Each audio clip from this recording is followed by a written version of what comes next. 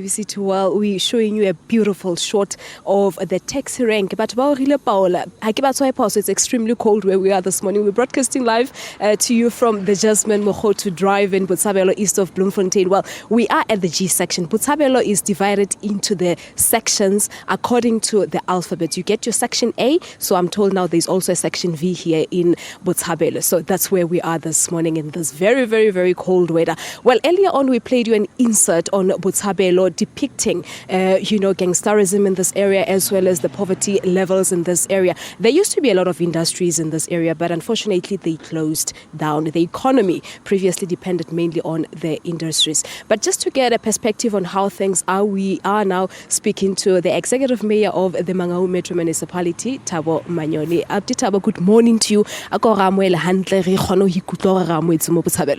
Good morning, Gamuela, also your viewers. You can see it's quite cold in Botshabelo.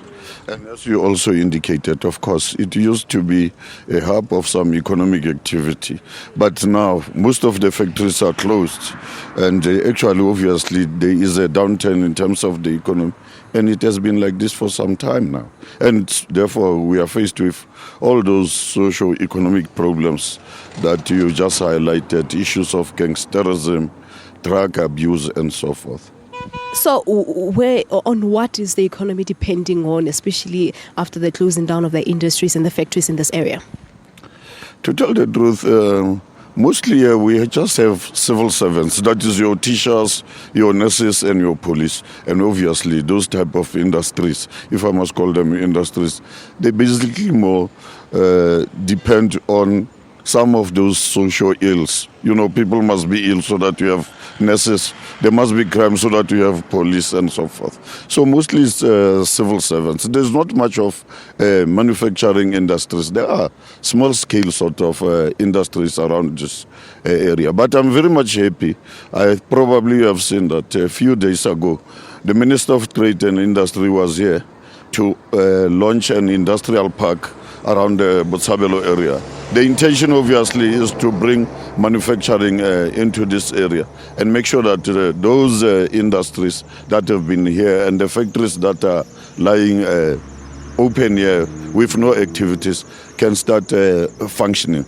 And for us as the council, we also have made sure that we are bringing some investment around the area in terms, obviously, of property development, in terms of building roads, as you probably have seen, and so forth, just to make sure that people also in this area are doing some work and are engaged in some economic activity. Yeah, because I really wanted to ask if there are plans in place to resuscitate those factories, because a lot of people were employed, and I believe the unemployment rate must have gone up immediately after the closing down of those industries. Yes, of course, the unemployment rate went up immediately after the closing of those industries. Remember, this was supposed to be a settlement as part of your homeland system. So we're having lots of Chinese industrialists who were around here and so forth. There was a high rate of exploitation of labor also around these areas. And when those people left, those factories remain just as they are presently. But I must indicate that we have started now with the Minister of Trade and Industry to revitalize this area, to make sure that at least we get some economic activity. And we do know in Thabo Manyoni there is a mall under construction now, and it was also said that a lot of people will be hired and get employment as soon as the mall opens. How far is the construction, and how many people are you looking at employing there? Probably this mall will be completed by September. And we are looking into having about 3,000 people working there. I'm talking from security guards up to your cleaners, up to your clerks and so forth, and managers who would be managing the shops and so forth. People will be working at tills and so forth. But this is an indication that at least investors still believe that there is hope that this area will grow. Hence, Liberty Life has invested in building this mall. As you can see behind us here also, we as the municipality, we are also building some stalls. I don't want our people to be working in these shacks, trying to eke a living and so forth. I do know there were a lot of shacks where we are here, people selling food and so on. One other thorny issue in Mangaung municipality, it's the issue of gangsterism in Thabo Manyoni. How is the municipality or the government in general winning the battle against gangsterism? And Botshabelo hape, we've been hearing reports almost every weekend people are being killed. Like all areas in South Africa, yes, you do get violent crime and so forth. But let's talk about Botshabelo in particular. A few years ago, gangsterism was the main issue. Disruption of schools by gangsters and so on. We had to start working with the issue and deal with it from the root. So we engaged your initiation schools because they were seen to be the feeders of gangsterism.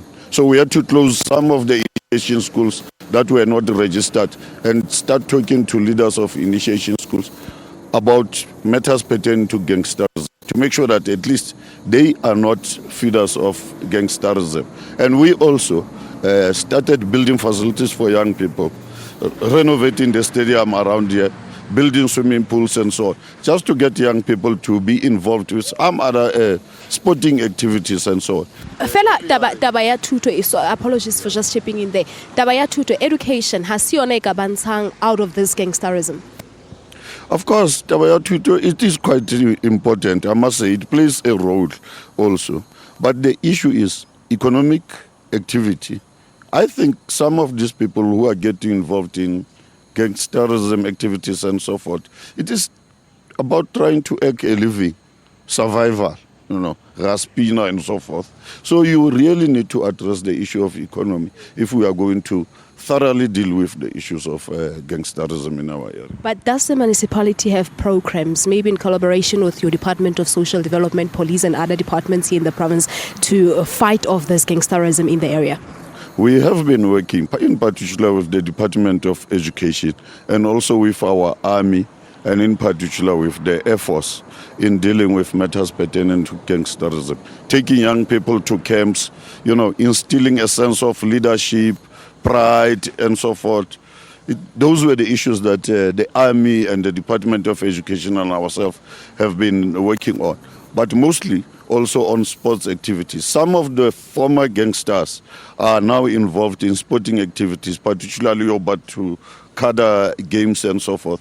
So as part of sports development, some are already getting involved to become part of your professional players and so. I know there is so much to tell now that Mangaung has become a metro municipality, but thank you very much for your time.